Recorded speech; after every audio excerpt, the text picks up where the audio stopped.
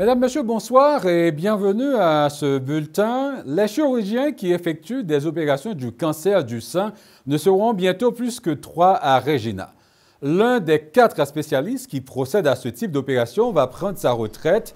En 2018, ils étaient 7 selon l'Agence du cancer de la Saskatchewan.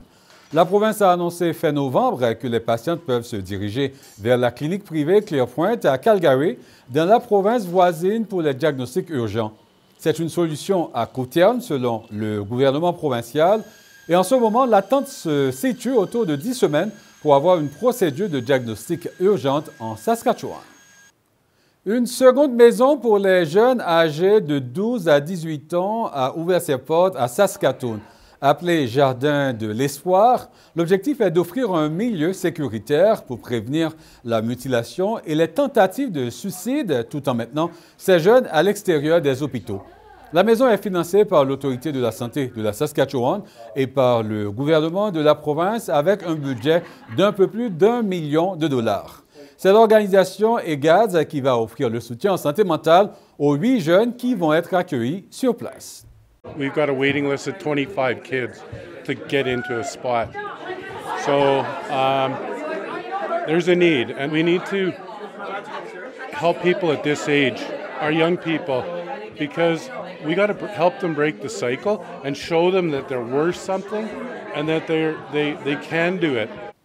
La 28e édition du Parlement jeunesse françaiscois a pris fin ce dimanche au Palais législatif à Regina.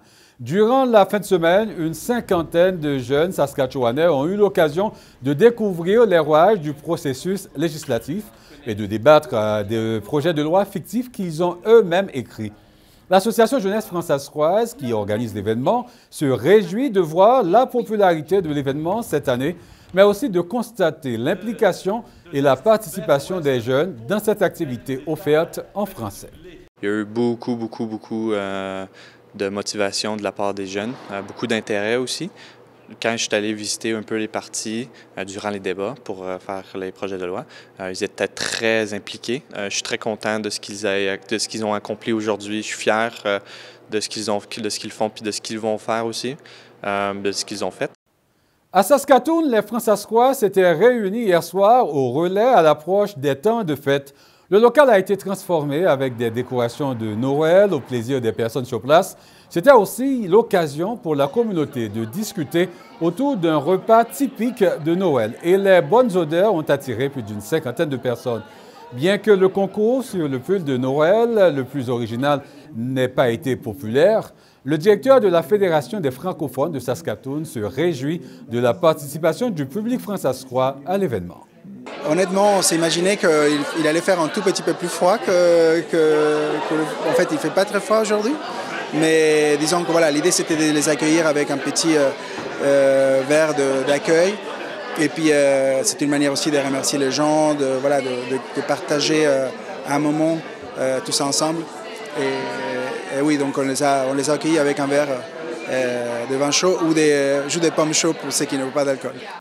Budgétiser ses courses à l'épicerie est une préoccupation pour beaucoup, surtout en ces temps de fête.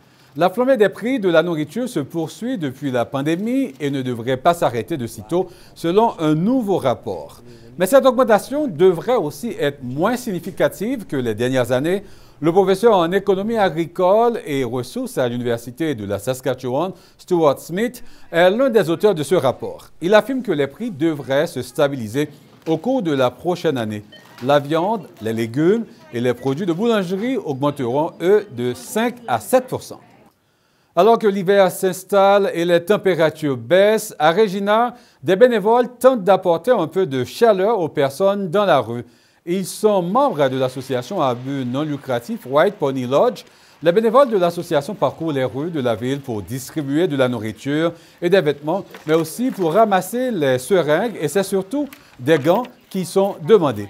L'année passée, l'association avait récolté 2 500 $ pour leur campagne annuelle. Cette année, la campagne de dons est ouverte jusqu'au 31 décembre. Voilà, mesdames, messieurs, c'est ce qui conclut ce bulletin d'information. On se retrouve plus tard et d'ici là, bonne soirée.